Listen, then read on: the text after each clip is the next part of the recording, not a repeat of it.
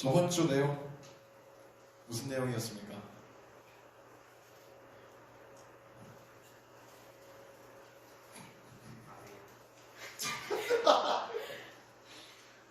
저번 주에 하나님 나라는 거룩한 나라다. 이방 백성들 하고 원약도 외치 말고 그러면서 이제 구별된 백성이어야 된다. 우열의 문제가 아니라 죄와 타협하지 않아야 한다라는 말씀을 전했습니다.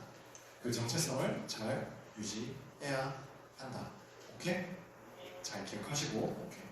오늘 나눌 말씀은 그렇게 구별된 하나님 나라의 모습이 어떠한지, 하나님께 순종하는 사람들의 영향력이 무엇인지가 나와 있습니다. 일단 여러분 그 생각해 봅시다. 한 나라는 그 나라의 왕이 누구냐에 따라서 많이 달라집니다. 정체성이 아예 바뀌어요. 이제 예를 들면 저도 이제 대학교 다닐 때 학생회를 했고 학생회에서 이제 장까지 맡았었단 말이죠. 이제 다른 학교도 비슷할 텐데 일단 저희 학교는 그 총학생회를 제외한 나머지 학생회는 통상적으로 3학년이 장을 맡아요. 3학년이 장을 맡고 그리고 이제 그 밑에 무슨 장 임원들 있잖아요. 임원을 2학년이 맡아요. 그리고 1학년이 이제 신입생들입니다. 신입생들 뽑아서 1학년 때 신입으로서 1년 배우고 나서 2학년 때 이제 그 조금 중요한 역할을 맡게 되는 거예요. 그런데 이제 저도 이제 이렇게 1학년 하고 2학년 하고 3학년 되면서 장을 맡았는데 그렇게 하면서 하다 보니 2학년 애들이 이런 얘기를 하는 거예요. 아니 전때 회장은 이런 식으로 했는데 저한테 왜 지금 회장 이제 동생들이 형 오빠는 왜 그렇게 하냐 이렇게 얘기를 하는 겁니다. 왜냐면 그 친구들한테는 1년 동안 전태 회장과 함께 했던 그 1년 그 시간이 그때의 경험이 이 공동체의 전부이기 때문인 거죠. 근데 이게 사실 진짜 별거 아닌 일이었을 거거든? 그거? 진짜 사소한 거 가지고 죄송합니다. 좀 이런 면이 좀 있었어서 그 사람마다 성향도 다 다르고 스타일도 다 달라서 어떤 공동체든지 지도자가 누구냐에 따라서 그 근본적인 역할은 같겠지만 운영 방식이나 여러 가지 스타일이 조금 달라질 수가 있습니다. 자, 제가 학생회 얘기를 했는데 나라로 확대를 더 해보죠. 나라도 똑같아요. 여러분 한국사 시간에 배우지? 오케이. 한국사 시간에 배웠을 거예요. 진짜 쉬운 겁니다. 자, 고려의 국교가 뭐였습니까? 고려의 국교? 네, 불교예요, 불교. 자, 고려 다음에 나라가 뭡니까? 얘들아, 한국사 안 배웠니? 이것도 모르니, 설마? 고려 다음 나라가 뭐야? 조선. 오케이. 조선의 국교는 뭐였어요? 유교였어요, 유교. 여러분, 그 전에 누가 자기 노량 보려고 중학교 안 나왔다, 역사 공부 안 했다, 이런 얘기들이 있었는데, 아닌 것 같은데, 어쨌든, 그래요. 조선으로 넘어가면서 국교가 유교가 됐고, 그거를 이제 조금 역사 시간에 배우는 단어로는 숭유, 억불, 정책이라고 합니다. 한 번쯤은 들어봤을 것 같은데, 조선이 불교를 탄압한 이유가 뭐였을까요? 뭐겠어? 네, 조금 얘기가 나왔어요. 설명을 하면 불교가 고려의 국교이면서 기득권들, 귀족 세력들과 여러 가지 결탁하면서 이게 뭐라고 해야지? 힘을 얻었단 말이에요. 그러니까 이 불교랑 연결된 귀족들의 힘을 억누르려면 불교를 탄압해야 했던 거예요. 조선이라는 새로운 나라가 세워지면서 그 새로운 나라가 되고 나라의 주인이 바뀌면서 나라 전체가 바뀔 수 있다는 것을 보여줬죠. 자, 이만큼 그 지도자 왕의 어떠함은 그 나라의 어떠함을 좌지우지하는 큰 영향을 미치죠. 이게 성경에도 있어요. 이스라엘의 역사가 기록된 우리 열왕기 상하에 쭉 보면 어느 왕이 어땠는지가 다 나와 있는데, 일단 대부분 제대로 된 왕이 없긴 합니다. 특히 북이스라엘. 우리 작년에 열왕기 상 보면서 솔로몬 이후에 남북이 갈라지면서 북쪽의 왕이 누가 됐다? 북이스라엘 처음 왕이 누가 됐다? 를 제가 작년에 설교로 이 사람 가지고 설교를 했었는데, 네, 좋습니다. 이렇게 다 까먹으니 제가 다음 주에 똑같은 얘기를 해도 여러분들이 기억을 못하고 그러겠죠? 근데 한 번도 그런 적은 없긴 해요, 아직까지. 여로보암 생각납니까? 여로보암이라는 이름? 여로보암이 왕이 됐다. 북이스라엘 다스릴 왕으로 하나님께서 세우셨는데 여로보암이라는 왕이 하나님께 불순종했다. 자기가 왕의 자리를 얻어낸 것처럼 교만하게 행동했다. 그래서 이스라엘을 죄의 길로 이끌기까지 했다 라고 설교를 했었습니다. 자, 여로보암의 아들, 이제 그 다음 얘기를 조금 할게요. 여로보암의 아들 나답이라는 사람이 왕이 돼요. 근데 이 사람이 어땠냐면, PPT 보여주세요. 넘어가겠네. 자, 이건 제가 읽을게요. 유다의 아사왕 둘째 해에 여로보암의 아들 나답이 이스라엘 왕이 되어 2년 동안 이스라엘을 다스립니다. 그가 여호와 보시기에 악을 행하되 그의 아버지의 길을 행하며 그가 이스라엘을 범하게 한 그 죄 중에 행한지라. 악을 행하되 그의 아버지 여로보암의 길로 갔다. 그리고 그 다음이 중요합니다. 그가 이스라엘에게 범하게 한 죄, 그 죄 중에 행했다. 이스라엘 백성들도 죄를 짓게 만들었다 라는 뜻입니다. 하나님께 불순종하게 만들었다, 온 백성을. 자, 지금 여기 보면 나답이 2년 동안 다스렸다고 나오죠. 그 왜 그러냐면 바아사라는 사람이 반역을 일으켜서 죽이고 다음 왕이 됩니다. 근데 그 왕이 어땠냐면, 같이 읽어봅시다. 시작. 바아사가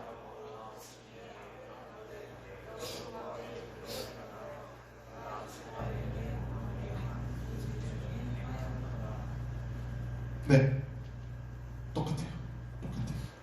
왕의 악이 자기 자신에게서 끝나지 않고 백성들에게, 온 나라의 악이 이어져요. 근데 참 다행인 건 반대의 경우도 마찬가지입니다. 열왕기 하 23장 3절 갈게요. 열왕기 상에는 바벨론 왕이 없어요. 쭉쭉쭉 넘어가가지고 열왕기 하 23장까지 가야 됩니다. 자, 이 말씀을 제가 읽을게요. 왕이 다리에 서서 여호와 앞에서 언약을 세우되 마음을 다하고 뜻을 다하여 여호와께 순종하고 그의 계명과 법과 윤리를 지켜 이 책에 기록된 이 언약의 말씀을 이루게 하리라 하매 백성이 다 그 언약을 따르기로 하니라. 마음을 다하고 뜻을 다해 여호와께 순종하자 하니까 온 백성이 따르기로 했다. 왕의 영향력을 알 수 있는 거죠. 왕의 선함과 악함이 온 나라의 선함과 악함으로 흘러갑니다. 이렇게까지 꽤 길게 고려하고 조선하고 이스라엘 왕들 이야기를 한 이유, 여러분, 이스라엘은 누구의 나라입니까? 이스라엘의 진짜 왕이 누구입니까? 어려운 거 아니야? 어렵잖아. 이스라엘의 왕이 누구야? 하나님입니다. 하나님 나라란 말이야. 이스라엘 백성은 하나님 나라 백성이에요. 하나님의 백성이고. 우리 오늘 읽은 말씀 12절 다시 봅시다. 이스라엘아, PPT 없어요? 이스라엘아, 하나님께서 요구하시는 게 무엇이냐?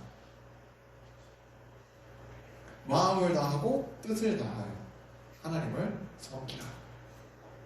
지금 이 화면에 나와 있는 둘째 줄에 있는 저 명리하에 나온 요시야 왕의 말이죠. 순종하라 하나님의 명령이에요. 그분의 법도예요. 그런데 그 명령, 그 법을 왜 주셔? 왜 주셔? 오늘 읽은 말씀 13절 보면 내가 오늘 너의 무엇을 위해? 무엇을 위해? 행복을 위해. 너의 행복을 위해. 너희의 행복을 위해. 하나님의 말씀이 하나님 좇라고 지키라고 하는 게 아니라 이스라엘 백성들 좋으라고, 그들이 행복한 삶을 살아갈 방법이라고 하나님께서 알려주시는 거예요. 저도 마찬가지의 심정이에요. 여러분들이 정말 그리스도인답게 예수님 닮아가면서 살아가는 게 여러분 솔직히 저한테 무슨 도움이 되겠다고 제가 일주일 설교 준비하고 이렇게 말씀 전하고 그러겠어요. 여러분한테 좋은 거예요. 하나님 나라의 삶이, 하나님의 영향력을 받는 그 나라 백성의 모습이.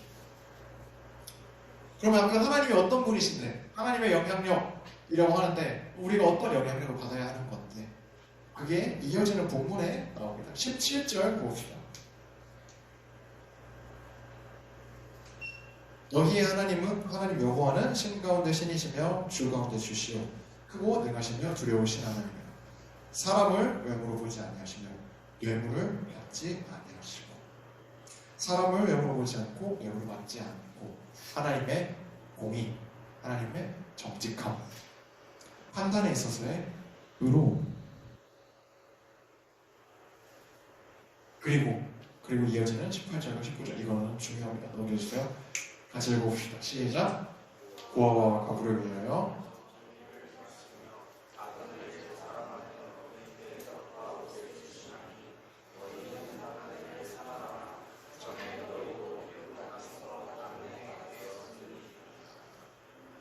앞에부터 보죠. 고아와 과부, 약자죠. 약자.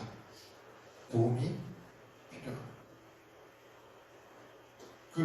제가 지금 이제 강조사무실 준비하면서 논문을 쓰고 있는데, 논문의 주제가 그거 주어졌어요. 그러니까 제가 알아서 정한 게 아니고 주어졌어요. 그 군 징집병 감소, 그리고 이제 핸드폰 사용, 종교활동 자율화 이런 변화하는 군대 내에서 어떻게 목회를 할 것이냐 대안을 써봐라 라는 식으로 주제를 줬습니다. 그래가지고 제가 요새 군 관련 소식들을 좀 이렇게 많이 좀 관심 있게 보고 있는데, 예전에 몇 개월 전에 그런 뉴스가 하나 떴었더라고요. 이제 군인이 계속 줄어드니까 인구가 없어서 병무청에서 이 고아, 그러니까 우리나라로 따지면 보육원 출신의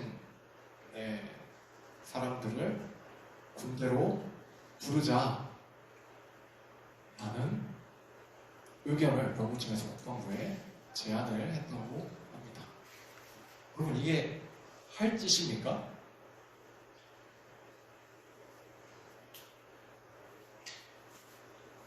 더 도와줘도 모자랄 판에 지금 그렇게 그 사람들을 군대로 보내자는 게 말이 안 되는 거죠. 이 시대에도 그러는데 옛날에는 어땠겠어요? 보호가 뭐 어디 있겠습니까? 오히려 그 사람들 보고 큰 죄를 저질러서 저렇게 불행한 거다라고 하면서 무시하고 멸시하고 그렇죠. 가장 보호가 필요한 사람들인데 가장 천대받는 잘못된 현상이 일어나요. 나그네, 그 뒤에 이어지는 나그네도 같은 경우입니다. 이 나그네 그 집 없이 돌아다니는 사람들이 돈 많아서 해외여행 다니려고 돌아다녔겠습니까? 아니잖아. 지낼 곳 없는 자들, 머리 붙일 곳 없는 자들에게 자리를 내어주라는 거예요. 최소한의 생활, 최소한의 삶이 보장되어야 한다. 이게 하나님의 정의이고, 그 하나님께서 뭐라고 하시냐면 나그네를 사랑하라. 왜냐하면 너희도 나그네였기 때문이다. 애굽에서 노예로 살던 삶, 하나님께서 해결하셨다. 이스라엘 백성들은 가나안 땅에 들어갔을 때 하나님께서 나그네 된 나에게 땅을, 집을 주셨다는 사실을 기억하면서 살아야 하는 거예요. 하나님께서 구원하셨다. 내가 고아처럼, 과부처럼, 나그네처럼 안타까운 상황이었는데 하나님께서 살게 하셨으니 나도 받은 은혜대로 행하자. 이게 하나님 나라 백성의 삶인 겁니다. 우리도 기억해야 해요. 예수님을 통해 그의 피로 우리의 죄가 사해졌고 죽음에서 건져졌고 구원받았다. 그리고 이게 그 믿음이 약한 사람 이 중에도 있을 수 있어요. 누군가는 구원, 거듭남, 반복해서 얘기하는 거 뜬구름이라는 소리라고 할 수도 있어. 그런데 우리 당장에 성경에만 봐도 우리 지금 신약 성경 이렇게 요한복음 끝나고 사도행전 넘어갔는데 이 사복음서 보면서 거기서 예수님께서 얼마나 많은 육신의 어려움을 해결하셨습니까? 병 다 고쳐주시고 귀신 들린 사람들 쫓아내서 다 고쳐주시고 이렇게 육신도 하나님께서 회복하셨단 말이에요. 여러분, 하나님 나라 백성의 삶, 그리스도인의 삶은 아픈 삶이에요. 아픈 삶, 가난한 삶 아니에요. 물론 재물을 쌓아두지 말라는 말씀은 있죠. 근데 그게 내 욕심대로 나한테 필요 없는 돈까지 막 싹 끌어모아가지고 이렇게 막 나 혼자 막 모아두고 있지 말라, 그런 말이지 거지처럼 살아라, 그런 말씀은 아니란 말이에요. 이 땅에서 잘 살아가는 거 하나님이 바라시는 바예요. 물론 어려움도 있죠. 어려운 사람들 있죠. 근데 그거 그리스도의 우리의 몫입니다. 예수님께서 약자들을 보살피셨죠. 근데 예수님께서는 가난한 자를 부유하게 하는 기적은 없었습니다. 재물을 갖다 주고 이런 건 없었어요. 왜? 병 고치는 거, 귀신 쫓아내는 거, 이거는 사람의 힘으로 할 수 없는 거거든요. 사람이 할 수 없는, 해결할 수 없는 것들을 예수님께서 해결하신 거예요. 너희가 해결할 수 없는 문제, 지금 눈앞에 보이는 이 병고침처럼 내가 너희의 죄의 문제를 해결해 준다 라는 것을 보여주시면서, 다른 어려움은 내가 지금 너희의 영을 살리고 육신을 회복시킨 것처럼 너희가 할 수 있는 일을 해라. 누군가의 가난은 우리가 해결할 수 있잖아요. 주님이 통치하시는 이 나라, 예수님이 하셨던 것처럼 우리는 우리가 할 수 있는 문제에 관심을 가지면 됩니다. 우리를 통해 만들어 가십니다. 세상을 살리는 일, 이게 하나님 나라의 국민성인 거예요. 우리의 작은 나눔이, 한 번의 섬김이, 그것을 통해서 하나님의 사랑이 전해지고 행복이 피어날 겁니다. 반드시. 왜냐하면 그게 하나님께서 정하신 질서이고 인과관계이기 때문에. 이 땅에 이미 임한 하나님 나라, 우리 삶을 통해 증명해 봅시다. 우리의 왕이 누구신지 제대로 보여줍시다. 이렇게 하나님이 우리 삶 가운데 바라는 행복을 누리면서 살아가는 모두가 되기를 소망합니다. 함께 기도하겠습니다. 주님, 아버지 하나님, 우리를 사랑하셔서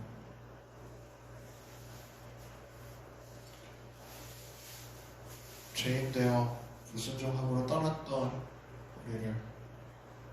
우리에게 행복 더하시고 기쁨 다시 주시려고 불러주시고 우리 땅 칭해주시니 너무나 감사합니다. 주님, 우리가 주님의 백성으로서 살아가게 하여 주시옵소서. 예수 그리스도를 본받아 다시금 순종하며 하나님만이 주실 수 있는 유일한 기쁨을 누리며 살아가게 하여 주시옵소서.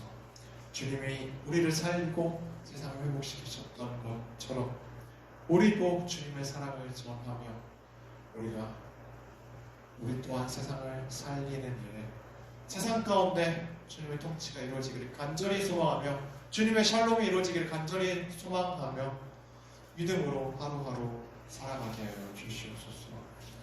그렇게 우리 삶 가운데 행복을 더하시고 우리 주변에 주님의 기쁨을 더하시고 이 땅 가운데 주님의 온전한 평안을 허락하여 주시옵소서. 감사드리며 예수님의 이름으로 기도드렸습니다.